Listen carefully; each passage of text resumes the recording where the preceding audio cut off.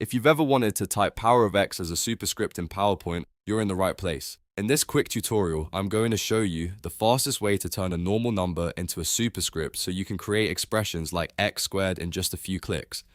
This is super useful for math slides, science presentations, formulas, and anytime you want your text to look more professional. If this video helps you out, make sure to hit that like button and subscribe for more easy PowerPoint tips. Alright, let's jump right in.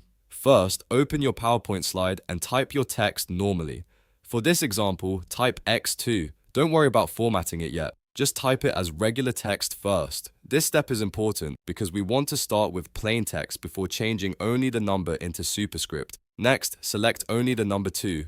Be careful not to highlight the x because we only want the number to rise above the baseline. You can do this by clicking and dragging over the 2 or by holding down your mouse and selecting just that character. Once the 2 is highlighted, you're ready for the shortcut.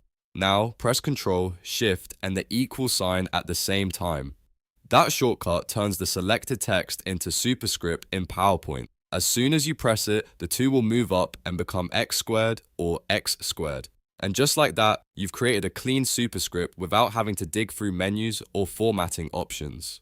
If the shortcut doesn't work right away, make sure the 2 is still selected and that you're using the keyboard shortcut correctly. On some keyboards, the equal sign key may be in a slightly different place, but the shortcut is still Ctrl plus Shift plus equals. This works great for powers, exponents, chemical formulas, and other special text formatting needs in PowerPoint. You can also use the same method for other numbers or letters. For example, if you wanted x cubed, you could type x3, select the 3, and press the same shortcut.